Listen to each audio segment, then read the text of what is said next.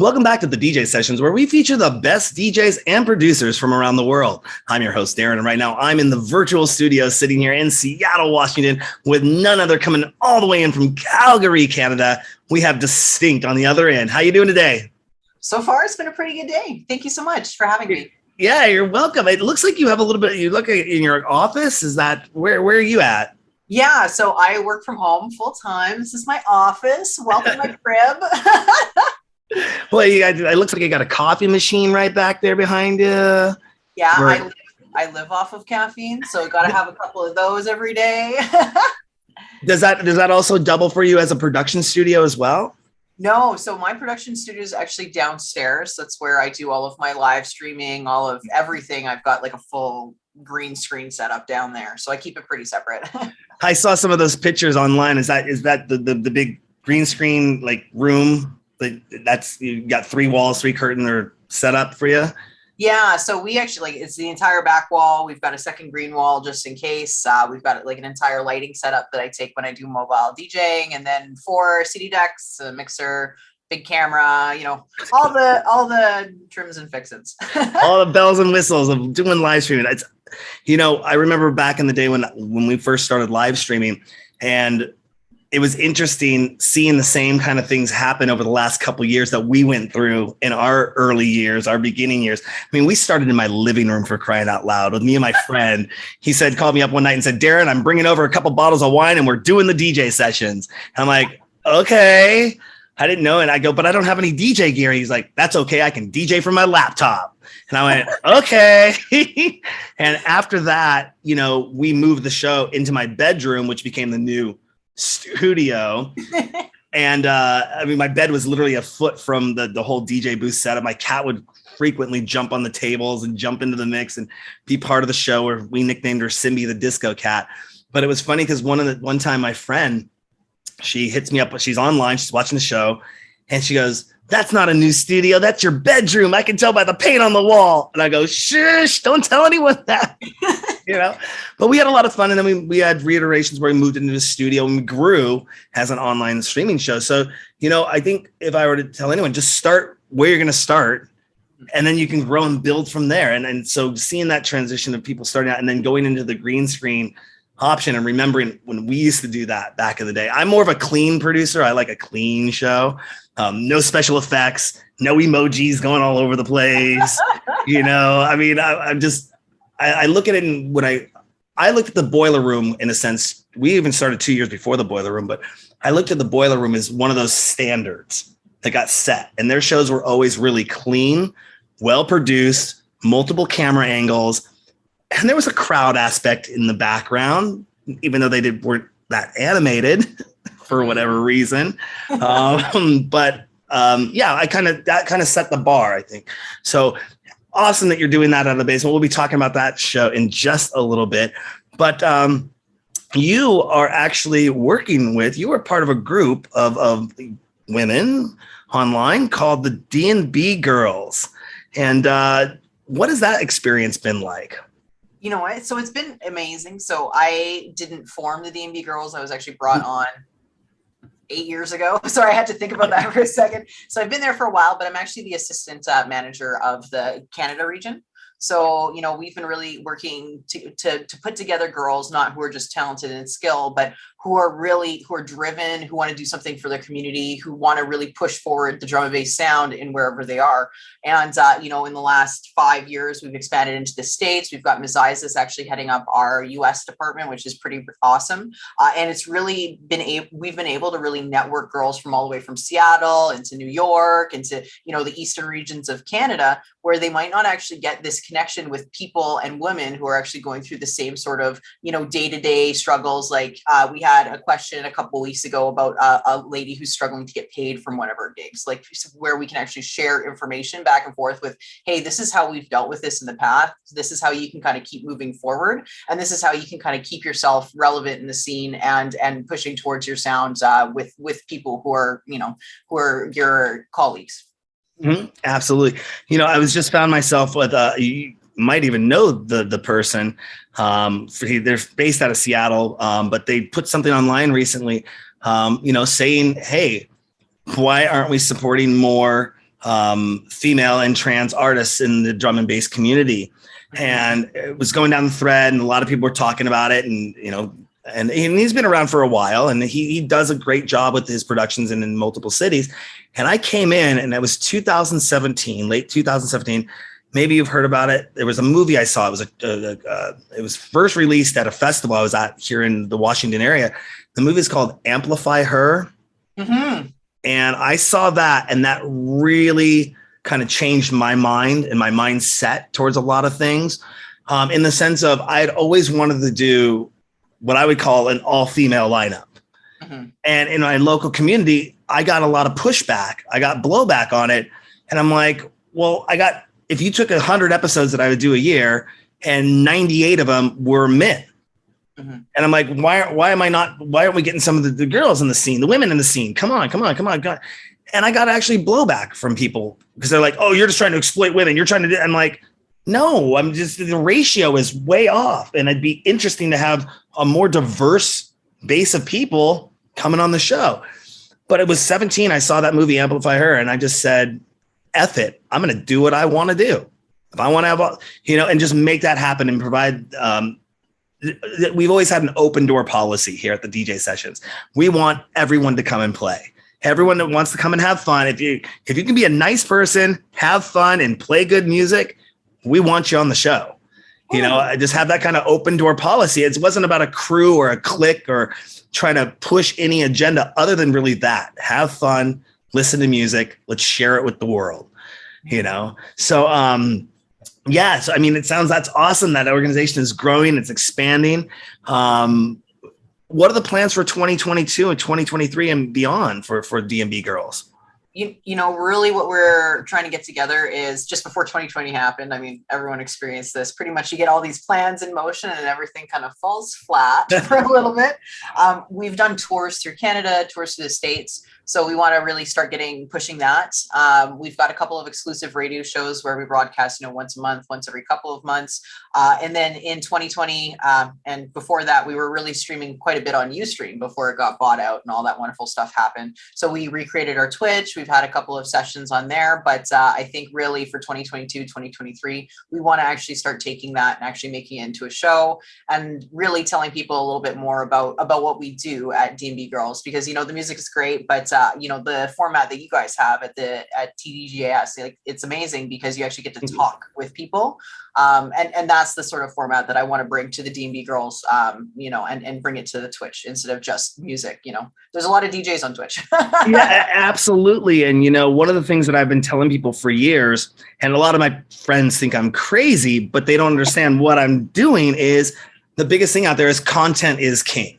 Mm-hmm. And I'll talk to you a little bit more about this later, but right now we're in the process of launching our VR nightclubs.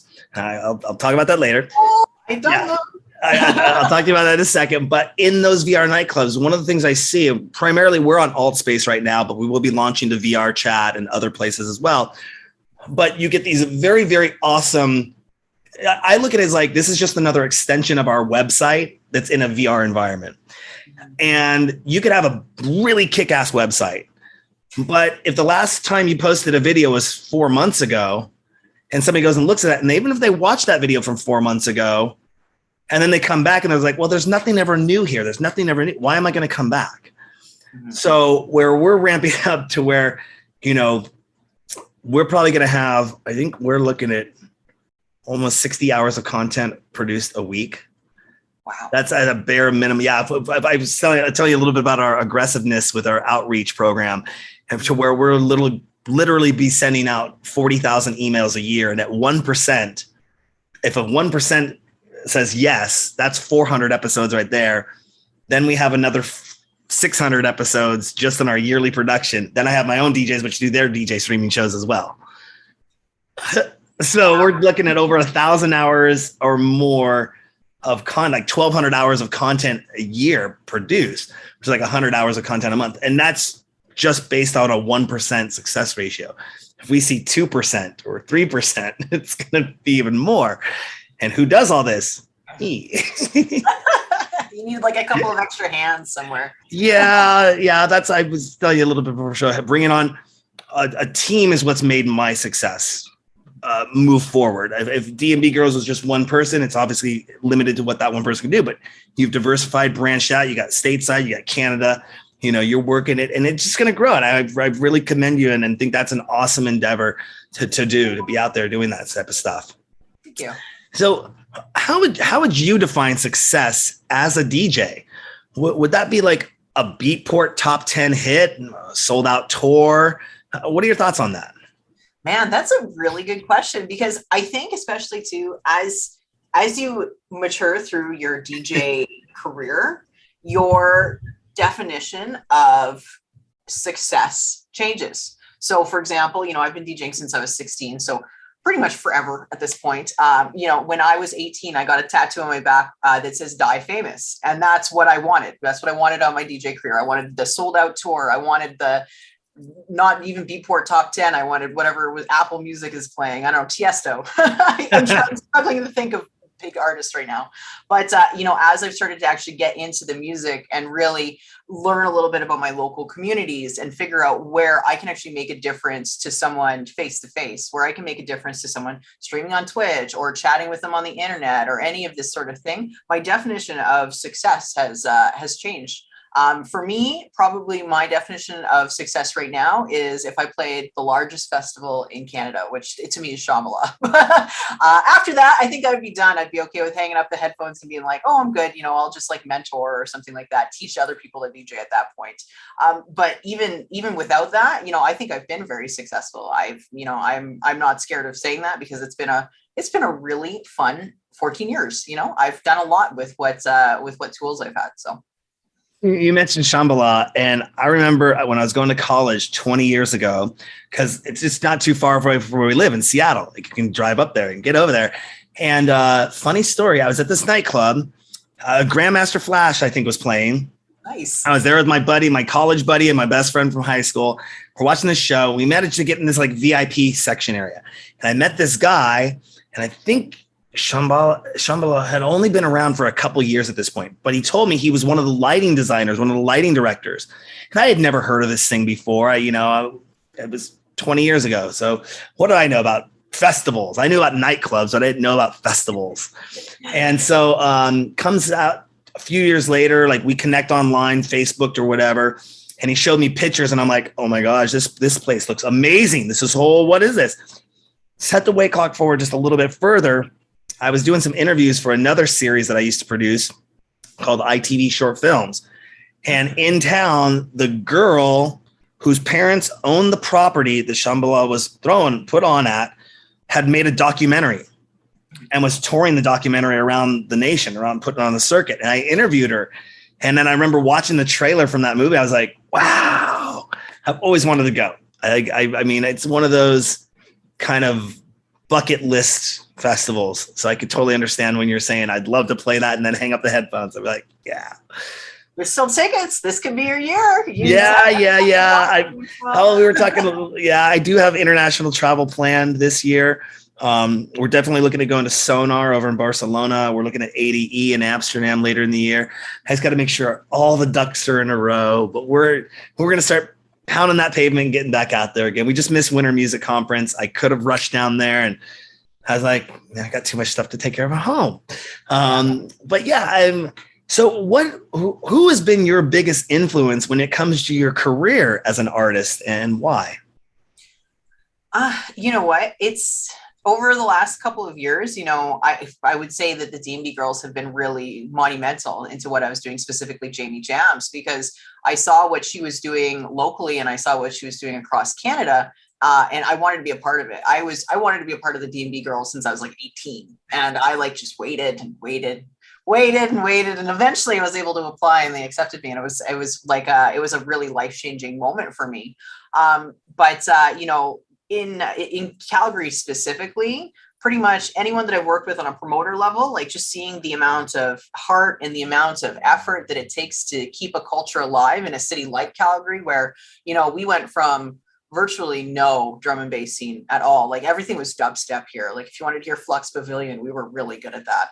But it ended up moving to be such a drum and bass centered city where it was like the biggest nights. We were filling up the biggest nightclubs, 1,000 people sold out in a city of 1 million is a pretty good thing, especially I don't know if you know anything about Calgary, but the joke is that we do country and rodeos and hats and getting really, really drunk for a week in July.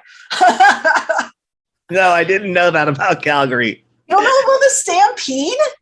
Oh my God, let me tell you a little bit. The Stampede is the biggest rodeo on earth.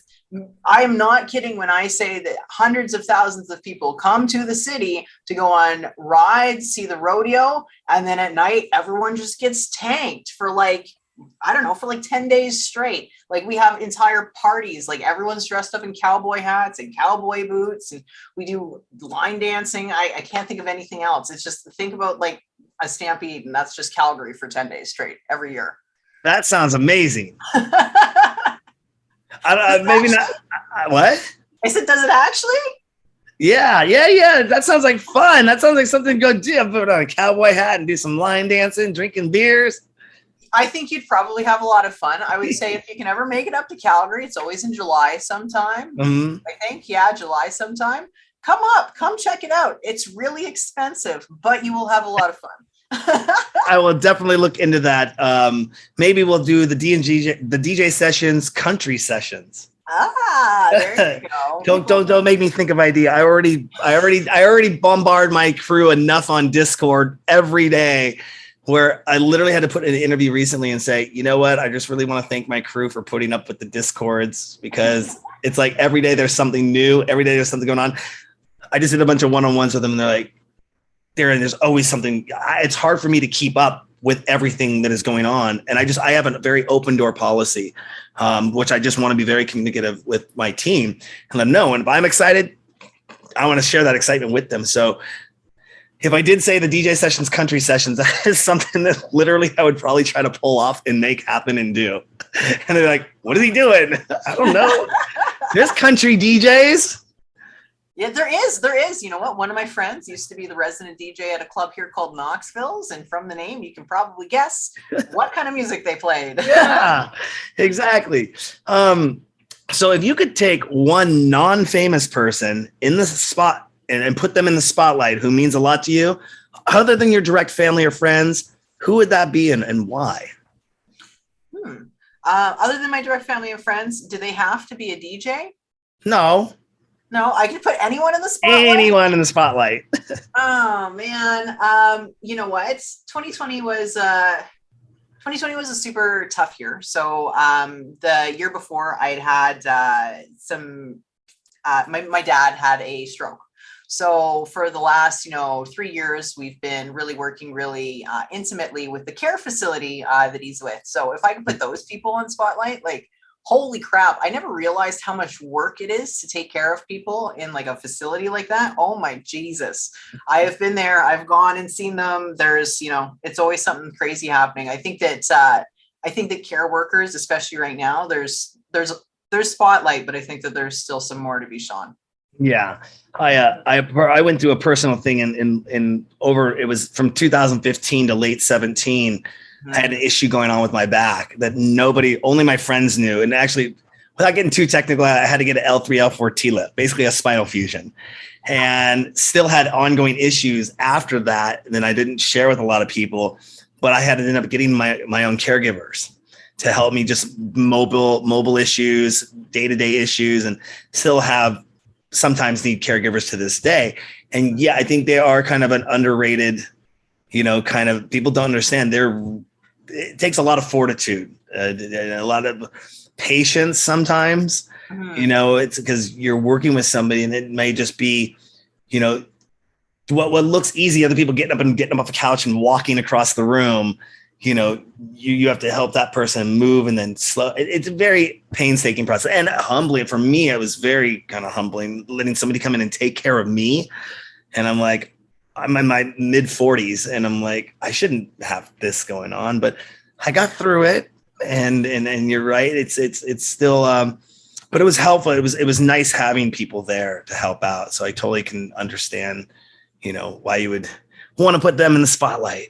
And you know what? Like it's such a selfless act to say, you know what, I'm going to spend my days taking care of people who can't take care of themselves. Yeah. Like it's tough, right? But I'm glad that you got through that. I mean, it's tough sometimes to set aside, you know, pride or whatever it happens to be and say, you know what, this sucks. I really need a hand. Yeah. No, it was to the point where if I stood up in about 30 seconds, my left leg would go numb and I would fall over. Wow. And I used to go out, I used to dance. I used to have all the fun in the clubs, all that. And people didn't ever understand why. I'd get to the nightclub and I'd pull up a stool and set it right in front of the DJ booth. And then I'd sit down by the DJ booth all night long. And they didn't know that I was in that major pain that was going on. And very few people did, because I didn't want to share it with anyone. And I thought that maybe cannabis could do something, or acupuncture. And finally my neurosurgeon was like, no, dude, we're going to go in here and this. And I was scared because I thought that I was going to be paralyzed. I thought I was going to be, you know, I didn't know. None of my doctors for like years would tell me this is the treatment. So finally my final doctor, my spinal surgeon, came in and said, I go, okay, doc, level with me. How long is it going to be before I walk again? He's like, you're going to come in here Friday and you're going to walk out of here on Sunday. I went, what? I go, okay, how much mobility am I going to lose? He goes, lose mobility. You're going to gain mobility back. And I went, what? And that was the first time, because you're just dreading all this. You don't know what's going to happen with your life and who's going to care for me, who's going to be there for me if I'm now kind of laid out and I can't walk. I didn't know what a spinal fusion was. I don't do too much internet research on sicknesses and conditions because I didn't want to get even more scared, you know, like, what am I going to, like, oh my gosh, what does it mean? You know, but yeah, the family and friends that were around me and with me at that time of my life are some of my best friends to this day, and help me through that. And speaking about most inspiring people, who's the most inspiring person you've ever met backstage? And tell us, our audience, why they were such an inspiration to you. You know, I was actually thinking about this the other day because it came up in my Facebook memories, and a little like 7 years ago, I guess, I played for Crafty Cuts. They flew me to Saskatchewan, which isn't that far, but it was a lot of fun. We had a ton of fun, and I ended up getting to sit with him for a little bit backstage and talk to him a little bit about his tour, talk to him a little bit about what had brought him here, and just how humble he was super refreshing, because I'm sure that you've run into a couple of DJs backstage where you're like, hey man, I love you. You're so great. Can I buy you a shot? And then they just, you know, look at you like why are you talking to me? So just to hear him talk and to hear him, you know, talk a little bit about what was going on, and to hear him still be so passionate about the music, especially after so many years being a DJ, it gave me like lots of hope for, hey, you know, you can still be 35, 40, 45, and you can still be really passionate about what you do, right? Absolutely. And, you know, I was having a conversation just the other day with somebody about that, the ego. And a lot of people I run into when I'm doing interviews with them, there is no ego. They're a real human being. They're nice. They're genuine. And unfortunately, sometimes in our local scene, people get this ego that they're up here. And it's like, really, I'm not one to ever dissuade anyone from their dreams or hopes or goals. And I know sometimes that pressure that I am the best, I'm going to be it, that can go to a person's head. And I don't see that out in the world with the bigger names, you know? And so, you know, that standoffishness, luckily I haven't experienced that yet, which is awesome. Because I would love to buy everyone's shots. Yeah, there we go. My type of party. Everyone you get a shot. You get a shot. Everyone gets shots. Yeah. You know what? I think it's really rare to see it in the community. At least I like to think that it's really rare to see it in some of the bigger names, because people know that there are millions of people who work for this exact same dream of touring nationally, touring worldwide, touring this, that, the next thing. And they actually did it. Like, isn't that so cool? Like, I just think that it's so amazing that, you know, people are actually, they say, hey, I'm going to do this. And then it actually happens. Like, it doesn't happen like that for everyone, right? So most of the people I meet are usually, you know, they are humble, because they understand that, you know, this is something that lots of people would kill to have, right? Yeah. It's you know, I started out as, I was giving you a little bit of my history. I started out in public access, got into broadcast television, got into podcasting, then got into live streaming. And I was just supposed to be the guy with the video camera. I worked with the promoters and I worked with the DJs. I was never supposed to become a promoter. And there's an inside joke. I just recently became a DJ, but I'm not really a DJ. I just play one on TV. But the ins and outs and saying, okay, well, I want to move forward and do this. And I gotta start doing this over here if I want to make my brand grow, or if I want to, make something happen. And that experience of being multifaceted now and understanding many different aspects of the game, and still keeping the energy up and still knowing and saying, I still want to work with everyone, as long as they're nice. If they're nice, I'll work with you. If not, I probably won't come knocking on your door at all. But you mentioned that you started, mentioned 16 years old, 18 years old, you started getting into music and everything. Can you describe the first rave that you ever attended? Do you remember what that was? Yeah, it was Shambhala. Shambhala was the first rave that I ever attended, and I didn't play. I just went and drank all weekend, but it was great. But it was just incredible because when I first started DJing, I was 16. I worked at a roller rink. So if you remember those. Oh yeah. Yeah. So when I first started DJing, I spun 80s and top 40. My first mix was Barbie Girl by Aqua and Blue by Eiffel 65. I remember it because the DJ lined them both up and he said, okay, it's your turn. I'm going to go for lunch. And he left and he just let me DJ to 4 people in the roller rink, but I did it. So, since when I turned 18, I started going to bars, and the bars that I went to, again, drum and bass scene, not that strong when I was 18. So there's 6, 7 people. My first bar gig, I spun some Katy Perry, some electro remixes. It was really good. And then I went to this Shambhala thing. There's 20,000 people there. My face is just, my mind is mind blowing. My face is melting from all the stuff that's happening because it's really overwhelming when you're used to, 10 people at a bar gig going all the way to this many people seeing your favorite artists. It was really cool. I was really lucky. I got to go meet some of the artists there. I got to go backstage a couple of times, and it was just, it was life-changing. Like I said, Shambhala is the number one. That's the definition of success because it was the first rave I ever went to. Mm-hmm. Absolutely. And is the first record that you ever bought, is it worth mentioning or is it embarrassing? Show Me Love by Robin S. Show me love, baby, don't hurt me. That one? No. Oh, that's Hadaway. That's Hadaway. Yes, that's right. Hadaway. Wait. Show me love. It's like a house tune. Words are so easy to say. Okay, yeah. I can't sing very well. You got to show me love. Yeah. Bum, bum, bum, bum, bum. Yeah. Okay, yep, I know that one. Yeah. It sounds like you and I have a lot of the same musical tastes. Awesome. When I DJ, I play 80s or 70s music, usually 80s pop music, 70s disco music. I just like getting up there and putting on some music and dancing and having fun. But now, what is one track that you currently play right now? And can you describe in detail why it's such a great production?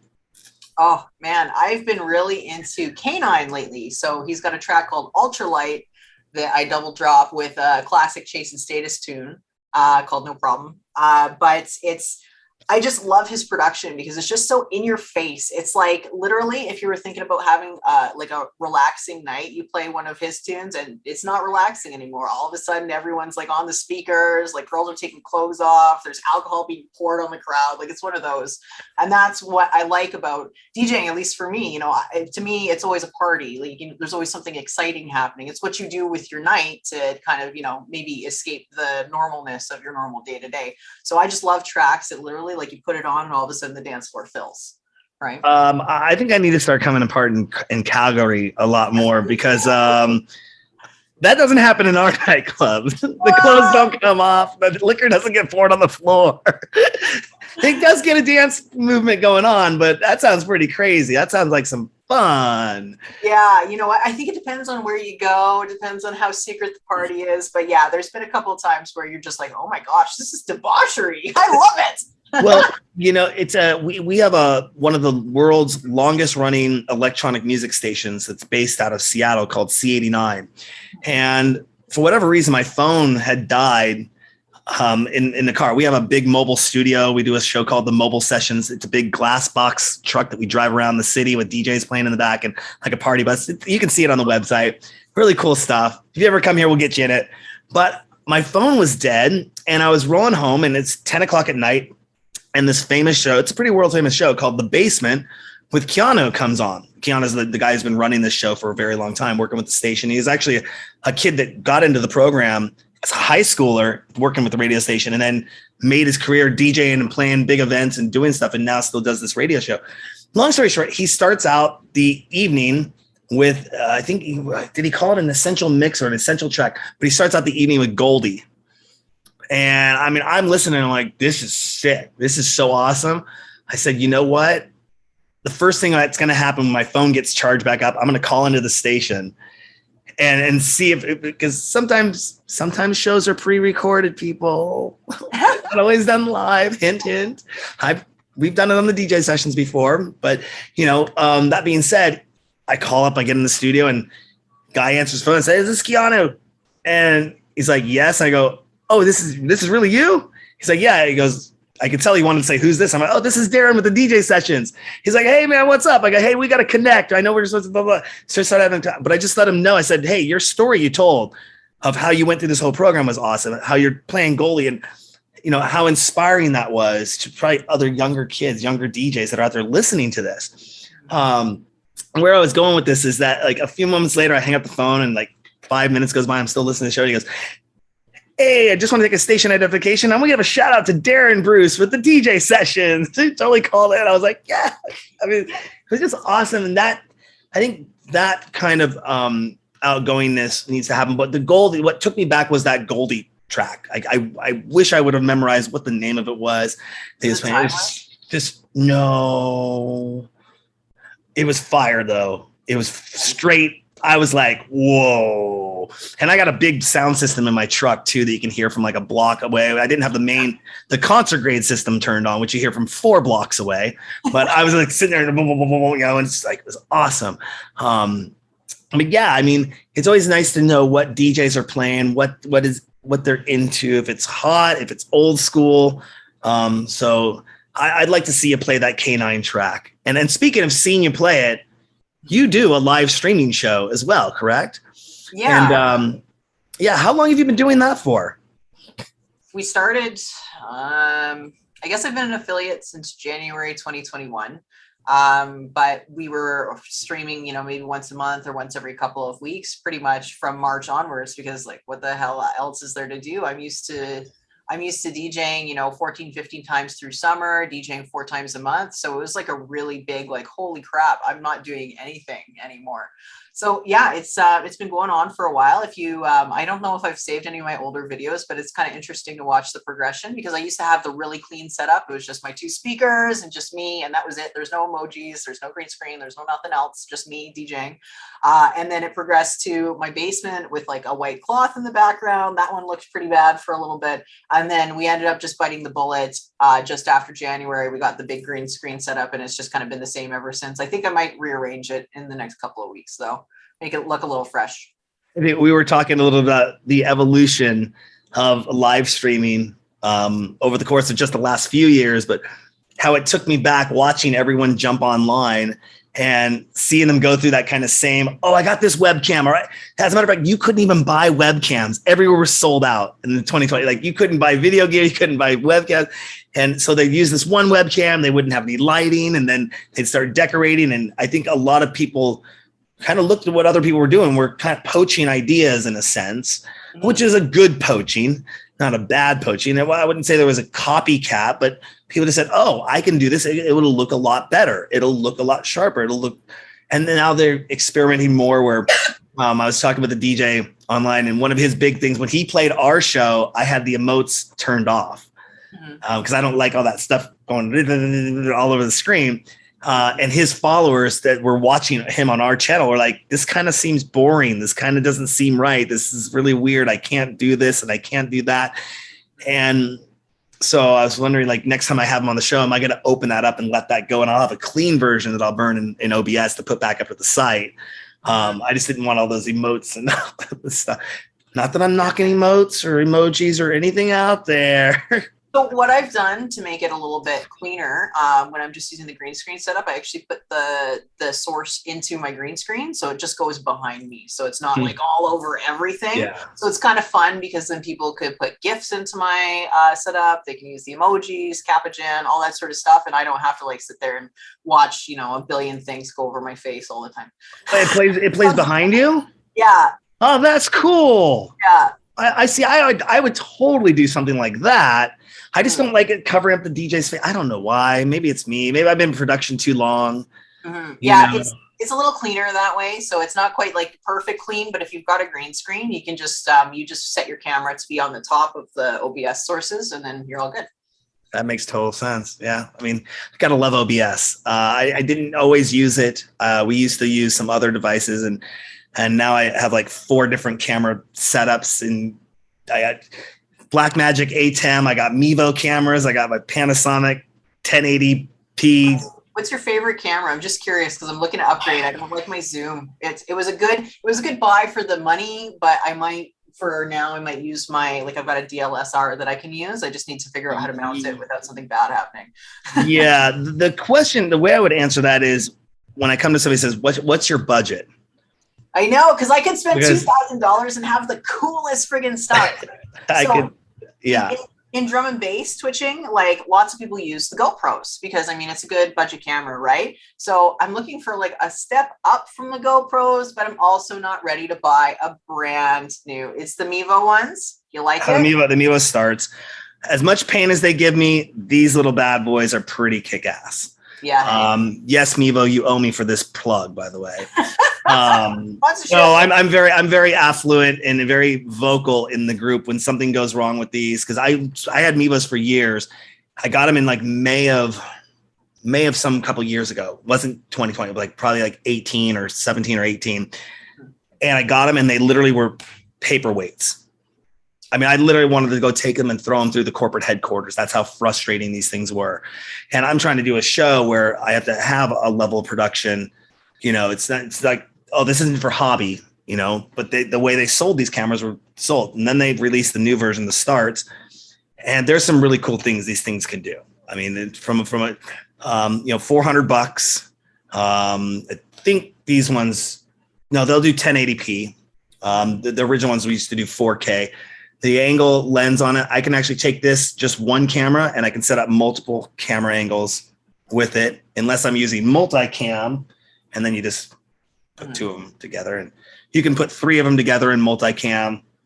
I push these things to the limit, though. I'm one of those people that push things to the limit, and so if you're in a studio and it's just you and the cameras that are there, cool. If you're in the back of a glass truck driving around, bass shaking with 218s and 415s and about 7,000 watts of sound, yeah, they might not work out too well. But no, they're a really great little camera. A big bang for the buck, hands down, Mevos. And they just got purchased by Logitech too. So now they're like kind of Logitech is the parent company over top of them. I think you'll see a lot more improvements, a lot more things come out. They're constantly releasing updates to make them a little bit more stable. But you know, the GoPro, you get that one single camera angle. These you can literally set up. Check them out, Mevos. I'll give them a 3.5 star out of 5 right now. That's not too bad. I mean, but because I've got the Zoom cameras, like the Zoom microphone camera, and I think that camera is really good if you like go places with it. But I don't. I'm in my dingy basement, and I find that the lighting looks a little bit weird, even with additional lighting on top and on the sides. And yeah, I just don't find that it's as I feel a little bit like I wish I had gone with the GoPro instead. Yeah, it's I used to work for Apple back in the day, and tons that's a whole nother story. But I was one of the first round of creatives to come out of Cupertino. Basically there was 22 of us in the room, and you know, I was already trained in Final Cut Pro, certified in Final Cut Pro. I was literally got to be at like what's called train the trainer, where I would train people how to train people. And so, long story short, I would see people all the time come into the store, and they'd want training on Final Cut Pro. They'd buy our Pro Care service. They'd spend $2,500 on a computer. They'd spend $3,000 on a camera. but they wouldn't spend $150 on a tripod. They wouldn't spend $150 on lighting. They wouldn't spend $150 on a microphone. Those are some pretty decent rates, you know, just that extra little kick. And they'd want to bring their stuff in and say, hey, make this look good. I paid that and I bought Final Cut Pro and you should be able to make this look good. I go, I can't turn shit into gold. Mm-hmm. You know, it's just impossible. You know, you didn't do this, you didn't do this. And I can see how I had to be honest with people, and I'm an honest person like that. And sometimes people get pissed off at us and I'm like, hey buddy, you know, you didn't buy the right tools for the job. So working with cameras, lighting is a key one. I didn't get a chance to see your lighting setup, but like this little light panel I have right here, I think I paid $50 for. Nice. And it's like really, really cool. I got 2 of them, and I mean, I look at it right now. I'm actually blinded. I can't see the screen right now. But for a long time, here, I'll show you a little fun thing. I was using another light. Here, watch this. This is the light I was using with my interviews before. Oh, and wow. It's just a little like 30-watt light bulb. Like, and I was like, I got all this gear. I got all this stuff. Why aren't I upgrading and now using better light? And I obviously don't have a green screen behind me because I put the DJ Sessions logo up. But if I had the green screen, this mic wouldn't go in and out. And it's all technical stuff. It's where you really want to be, what you're comfortable with, but also what your budget is, and work within your budget. I told people this a long time ago, work within your budget until you break what you have, and then go buy that again because you know it works, and then use that. And then if you want to upgrade, you know, if you have the revenue coming in to do that, or if you have an income stream coming in to do that, sometimes a lot of artists, they don't. You know, so they got to make do with what they have. And I remember the C920s were the hot Logitech camera, I believe. They were the 1080p, a really good USB camera. A buddy of mine, he has some cameras that he got for $150 per. Different can change the lenses on them. And they're HDMI, but they're USB powered. But they're full HDMI. And so like if I were to get those, I would put them over into my ATEM setup. If you're familiar with Blackmagic products, they just came out with some really awesome switchers for a really great price point. But then again, you're going to be working with cameras that are HDMI output cameras, which lighting has always been key in everything I've ever done. Making sure I used to, when we shot in my apartment, I put up my Todas, 750 watt Tota, 1500 watts of light. And it'd give it like 95 degrees, 100 degrees in my studio. You know, it's like sweating and like, oh gosh, it's so hot in here. You know, like now that everything's moved over to LEDs, it's much, the brightness is there, but the heat is not, and the power consumption isn't there either, which is nice. So you don't have to worry about catching anything on fire. Yes, which is always what I worry about. You know, you're on your studio, you're there for like 2-3 hours. You're like, okay, hopefully nothing's gonna. Because most photo shoots, when you're using that kind of lighting, you're going to turn it on, do your shoot, and then turn them off. They're not going to just be sitting up there for 2-3 hours. With LEDs, you can get a nice wash, put a nice box wash on it, you know, do a 3-point setup, 1, 2, 3. If you're familiar with all that fun stuff, 1 light, 2 light, overhead light, and then it gives you your definition. Now I'm talking lighting stuff. I could be technical on this all day long. But yeah, you've been live streaming for a while now. You have your studio set up. Do you ever listen to any other live streams or podcasts? And if so, what are the top 3 that you listen to? Yeah, so I have been listening to a lot of other people on Twitch. That's mostly what I do. It sounds like I'm going to have to add your podcast to my list, so that's good. But Gouda from the UK, he's awesome. He's like, I call him young, but I think he's like maybe 2 years younger than me. But he heads up a Twitch crew, like I don't know, a group. It's called United by Breakbeat. So that's really, really cool. And he's lots of fun to watch. He's like one of those people who does like those crazy marathon streams. Like once he streamed for like 3 days straight, like literally by the end, I'm like, dude, why are you not dead? But good for, and he was still hammering out the mixes. I was like, you're crazy, dude. 2 hours is like a long set for me. I'm like, that's enough. So he's really, really awesome. I like watching the Team Drum and Bass crew. Like all those guys from the UK are really, really fun. And then there's this girl, her name is Norbski. She does chats like this, and then she does like a DJ battle. So 2 people will choose one artist that they love. They can only play music from that artist, and then they go head to head, and people in the chat vote for whoever's best. So that's really, really fun. And I'll actually be doing one of those with her on April 17th, because it's 174 day, and that's the BPM that drum and bass is on, the 17th day of the 4th month. I never have heard of 174 day. I didn't until last year either, because in Canada and the States, we do it the month and the day. So it looks like 417 for us, but in the UK, it's the day first, 17, and then the month 4. So 174 day. That's awesome. You're right. I never would have thought of that, because you're right. We do the date. We do month first, date second. Yeah. I never would have thought of that, but they were like, oh yeah, it's like a day that we do every year for drum and bass. I'm like, I am super glad that I have people from the UK to teach me about drum and bass, because it's different over there than it is here, right? Have you ever got to travel and go over there and play, or have you ever been outside of North America? Not yet. So I've traveled all over like North America and into Central America to play, which is awesome. But yeah, the UK, okay, that's another bucket list thing. That would be success too. Someone pays me to fly over the ocean to go and party for a couple of days. That'd be nice.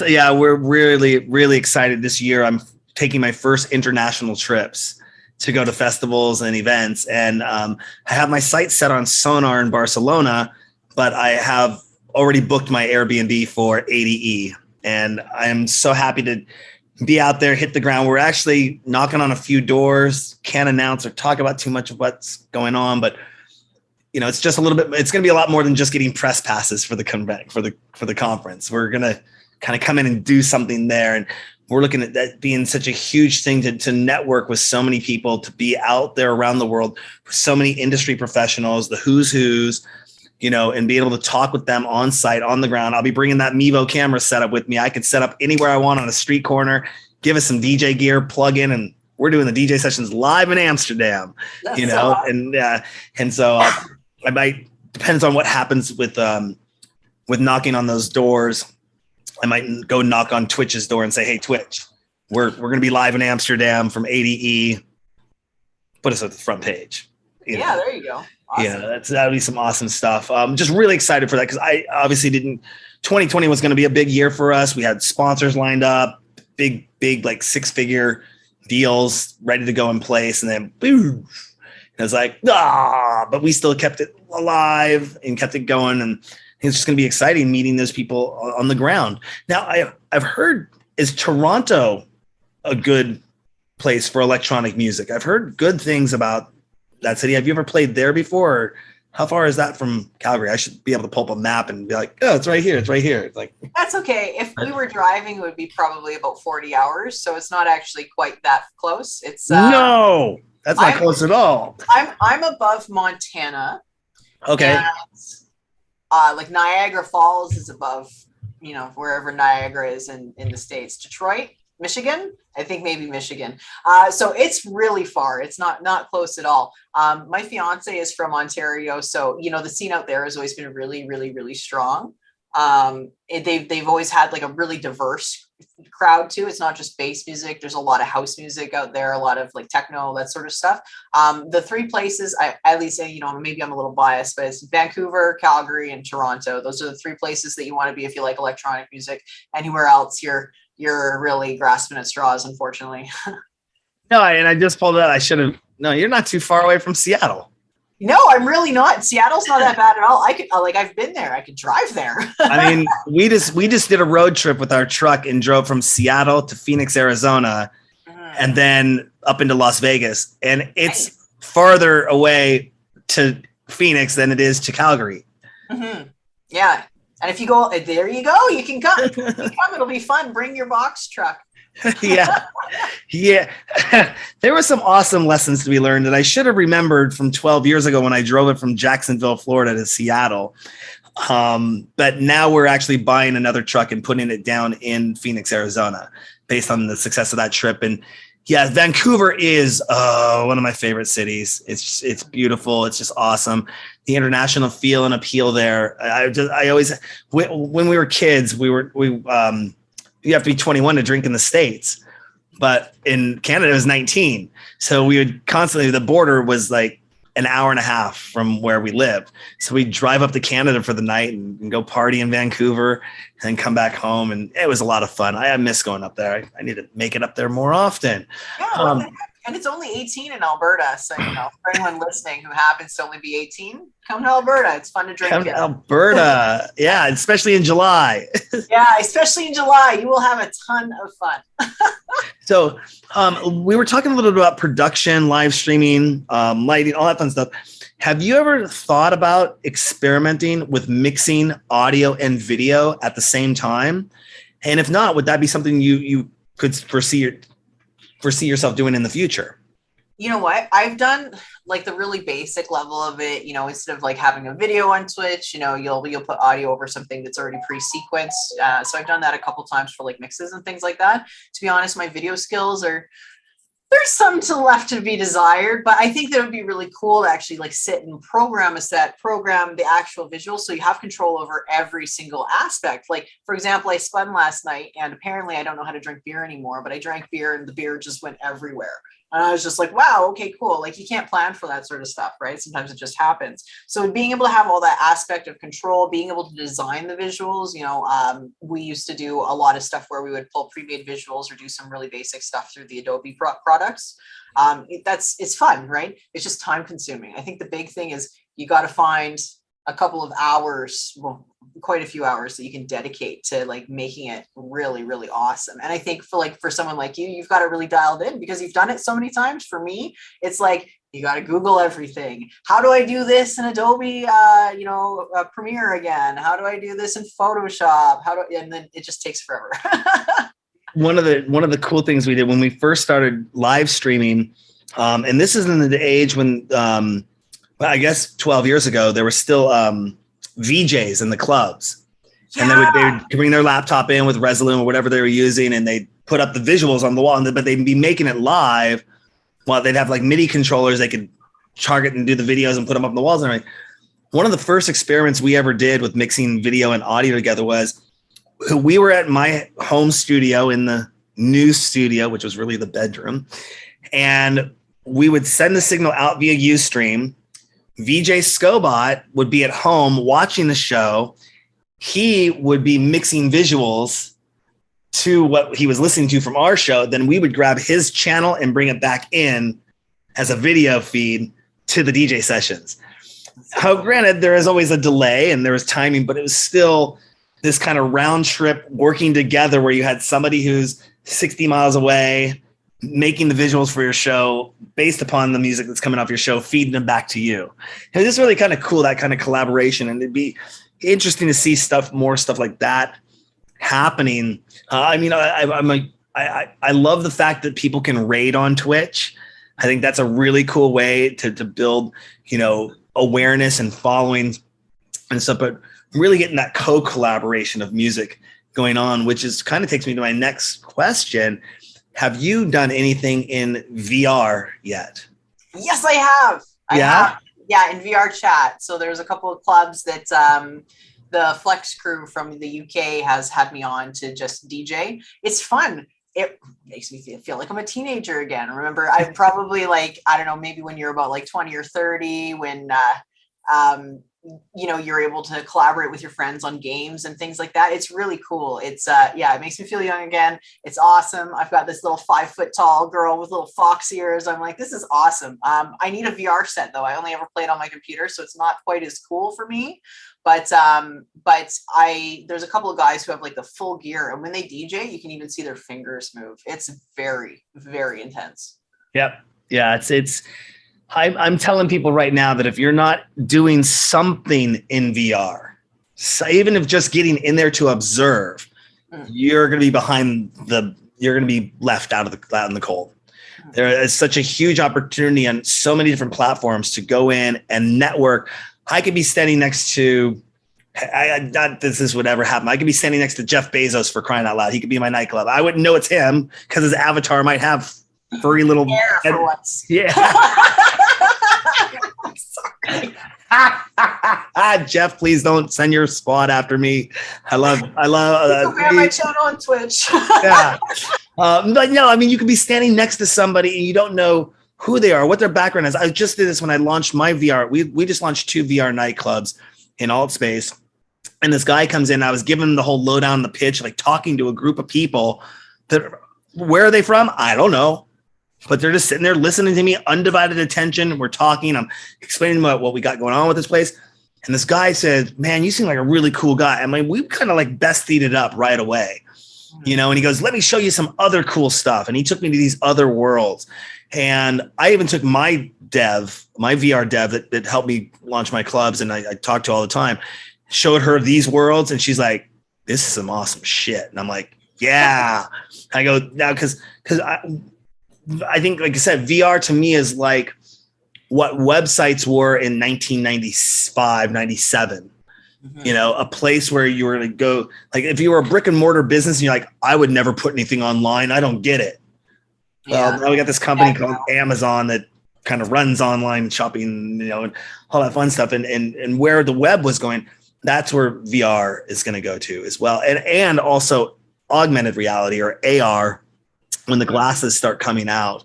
I had the pleasure of talking with, and I didn't know this person's job. I thought they were just a fan of a DJ online. And I had mentioned, oh yeah, we just launched our VR nightclubs. And this person comes back and says, see such and such DJ. When I get her on the Zoom, I'm talking with her. Turns out she's dating my friend who's the DJ. But then she goes, well, now that you told me everything you're doing, Darren, have you ever heard of what's called Project Aria?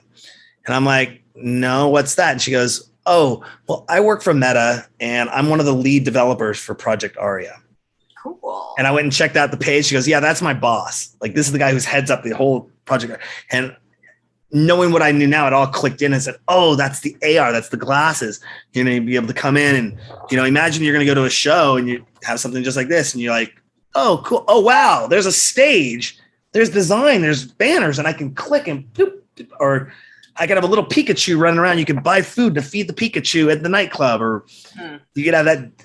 I mean, it's just extra, right? And I think that it's really going to change the game. Like for festivals, like half of the idea is doing those little extra things. Like at Sean Butler's The Wishing Tree, you write your wish, you tie it up, or going to the beach and this, that, and the next thing. Being able to completely program all of that, I mean, will revolutionize, you know, what that looks like cost-wise, but it'll also allow for so much more to be done, because, you know, you're at a club, the only thing you can do right now is like drink and party. But being able to be at a club and they have Pikachu running around that you can go and feed, or, you know, these extra little, you know, bits and bobs that you can add to it, it's gonna make it really cool. Yeah. You know, it's gonna be different. Yeah, I'm working with this team out of Arizona right now, and the whole pitch, I'm coming on board. We've already pitched the concept is I want to come and be their, obviously their director of live streaming, because that's what I've been doing for 15 years now, but also the director of operations for VR, AR, and XR in the complex. And when that goes down, if a client wants to do that, they have to go through us, because we're going to make sure that is a seamless experience. We're not going to let somebody come in and dump 8-bit pixel garbage in the place, and then that people go, oh, I saw that and it sucked. You know, it's like, no, you're going to go through us. We'll control this for you. And people will walk in, they'll be able to QR code and be like, oh, wow, there's a big QR code. Oh, wow, what's the really, really cool stuff. That's the next level of breaking into that realm. So hopefully we'll see you sometime in a VR set. I'll have to give you a tour of our club sometime. You can download AltSpace, find out the information on our website. AltSpace is cool. It's free. All of them are free. They're mostly free. And I loved it when I was researching all this stuff over the course of the last year, because it was last year I got my first Oculus, and I had it for about 2 days. My friend had been hounding me to get one. He said, Darren, it'll be the best $300 you ever spend. 2 days after having it, I went and bought my mom and my dad one. It's like, here you go. You know, and my mom still is like, I don't want to play video games. I go, there's so much more you can do in there.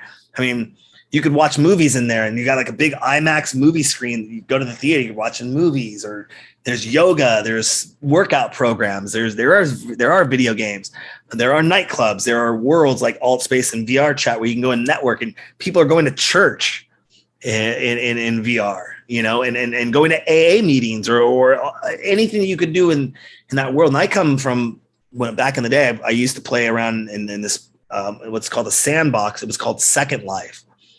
And Second Life was only 2D. There was no goggles, but it was a 3D environment that you could go in and create, and whatever you created in there, you owned. And there was a lady that made $1 million cold cash selling real estate in Second Life. one year. This is like 2007, 2008. And my friend that I worked with at Parallels after Apple, his sister owned a mall in Second Life, and she was getting like $4,000 to $6,000 a month just on income that just sat there while she was sleeping. That is so incredible. Like, people are so, it's ingenuity, right? That really, it's going to be really interesting in this space, because what happened with Second Life, people making millions of dollars doing that. We're going to see a really big increase in human ingenuity in the AR space real soon. Absolutely. And the one test that I've learned over the last few years is how you can determine how much freedom you have in each of these different environments, like VR chat and Altspace, Horizon, and others. I think it's called, I hope I say this right, it's called the squirrel test or the chipmunk test. And if you can make your avatar look like a chipmunk, it will kind of show you how much freedom you'll have in that world to create and do things with. Like Horizons is kind of locked down. You got to use their builder, their things inside. Rec Room, you're locked down with their avatars, they're building their things. Altspace starts to open up a little bit more. VR chat is like, game on, create whatever you want. Get some pretty racy you can get in some pretty racy areas really quickly in VR chat. But I know nothing about those, though. I was going to say, you're not looking for those, of course. No, I don't know. But again, content is king. Again, going in there, you're literally, I was thinking about the other night, I have this nightclub right now. It's sitting there collecting dust. Why couldn't I start opening it up to other people and say, let's put your events on our calendar? And now it's not just DJs and interviews and that kind of stuff going in there. I can have an open mic night. I could have a comedy night. I could have a screening, a record release party, whatever they want, and make that club specific for a VIP by invite only guest list access into that room, or even have celebrity, like I can say, hey, this thing, jump online, come and sit in the chat room, come sit in my boss lounge with me. And I have a boss. It's actually a pretty badass nightclub. I mean, I'm really excited. But I have a boss room. It has like two-way mirrors that look out onto the big dance floor and everything. It's pretty cool. But you can do like meet and greets in there, and people can come in, and it's not just the static 2D environment. But other than that, is there anything else you want to let our DJ Sessions fans know about before we let you get back to doing some awesome stuff there? Oh my gosh. No, thank you so much for having me. This was lots of fun. I love the new stuff that you guys are doing with AR and everything like that. We should definitely hook up about that later. And yeah, thank you so much for reaching out. This was a blast. Absolutely. One final thing though, is there anything you'd like to say to up and coming DJs to watch out for when it comes to making their career successful? You know what? I got a really interesting piece of advice when I was 18. It was from another female DJ named Heather. Her DJ name was DJ Yo Daddy. I haven't heard from her in a really long time, but she said, you know what? For the first year, take everything that you can get. If people want you to play their bar mitzvah, like just go do it. Go get experience. Go get comfortable playing live. After you've done your first year and you understand what it looks like, then you can start being like, hey, this is how much my time is worth. This is how much I want to, this is where I want to go. This is where I want to create my brand. So once you get through that first year of, hey, just make sure that this is something that you want to do, then you can start really being a little bit more choosy. That's a great piece of advice there. Awesome. And where can people find out more information about you? Yeah, so you can go to my Twitch, so twitch.tv/IamDistinctDnB. You can go to my SoundCloud, soundcloud.com/DJ-distinct, and then my Facebook /DistinctDnB. Awesome. Well, thank you so much. We'll be reaching out to you here in the future to get you back on the show again, and definitely going to get you into those VR clubs here on the DJ Sessions. Thank you so much, Distinct, for coming on the show today.